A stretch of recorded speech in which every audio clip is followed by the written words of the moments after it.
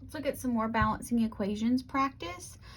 This time we're given a sentence and asked to write the reaction and then balance it. That's what a corresponding equation would mean.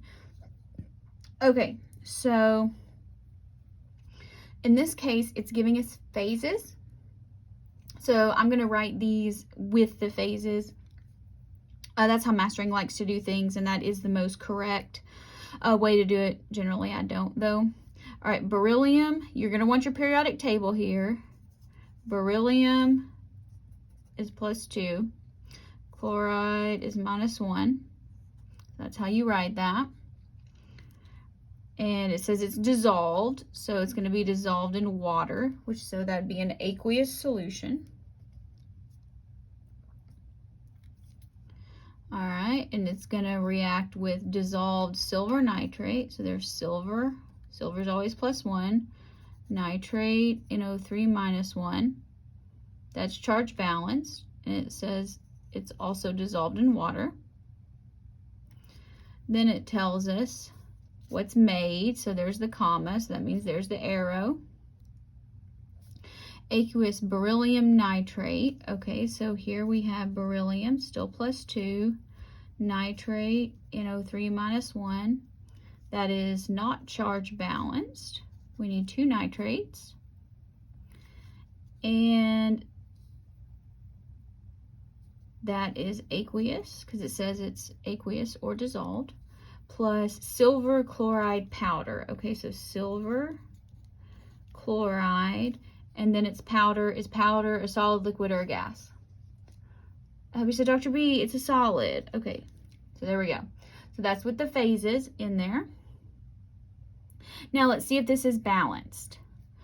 So I start with polyatomic ions, 1 nitrate, 2 nitrates, 2 silvers, 2 silvers, 2 chlorides, 2 chlorides, 1 beryllium, 1 beryllium. Okay, so now it's balanced. Move on to the next one. Isopropanol, it gives us the formula for that. You definitely don't have to know the formulas of those organic compounds. Burns in oxygen, carbon dioxide, water, and heat are produced.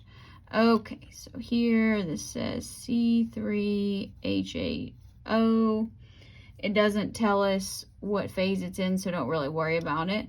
Burns in oxygen. How does oxygen exist in the air? Does this says oxygen?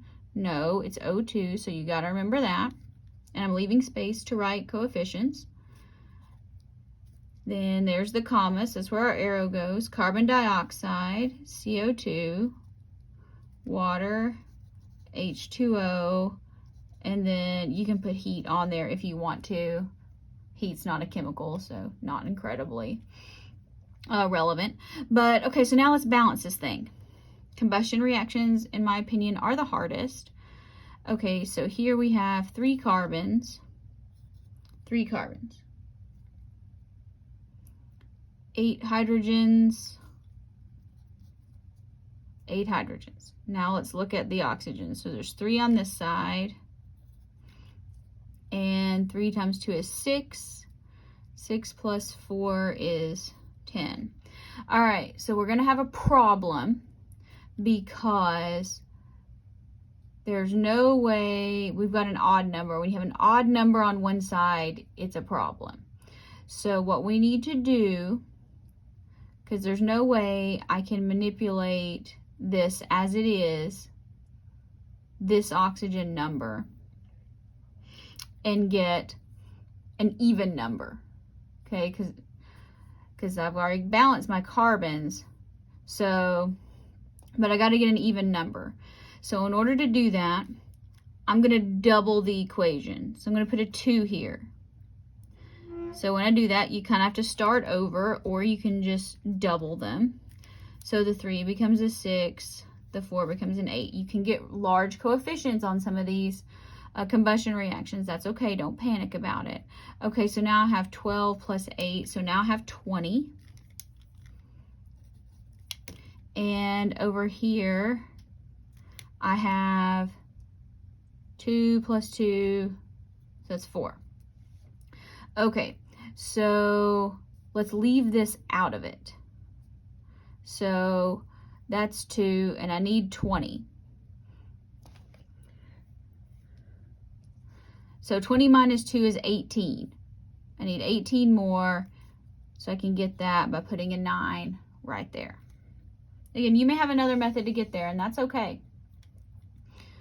Now, dissolved sodium hydroxide reacts with sulfuric acid. So nice to give you that formula. Normally I don't. Tells you what's produced.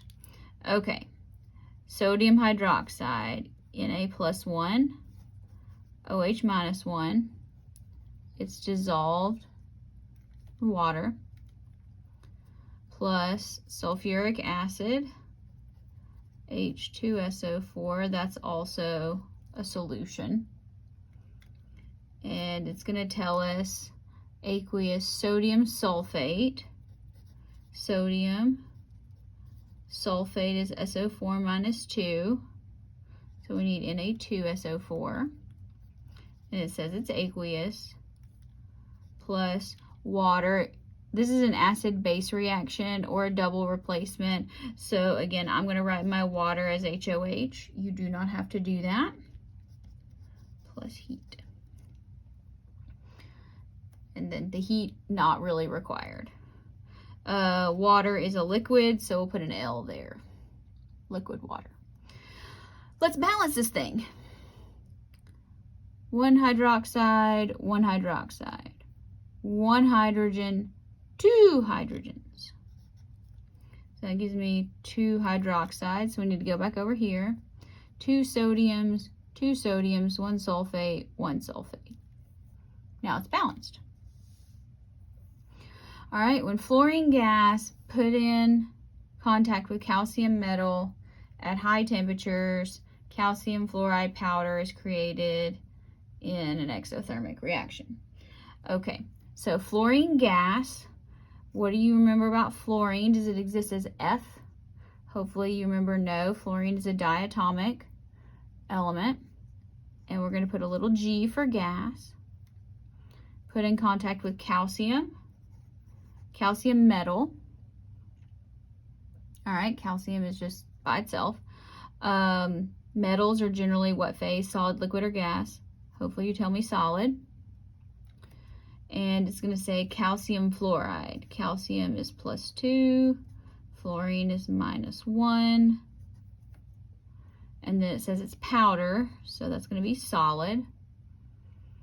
Then exothermic reaction, heat's produced, so you can put that if you want to. And look, it's already balanced. So in this case, you can put the 1s as coefficients, or you can just write me a note that says already balanced. Next, when sodium metal reacts with iron 2 chloride, iron metal and sodium chloride are formed. So sodium metal, again, metals are going to be solid, reacts with, so that's just going to be a plus, iron 2 chloride. Now, the 2 does not mean subscript. That means the charge. Chloride -1, so we need 2 chlorides. It doesn't really say what the phase is, so I wouldn't really worry about it. So there's all that. Now what's formed? Iron metal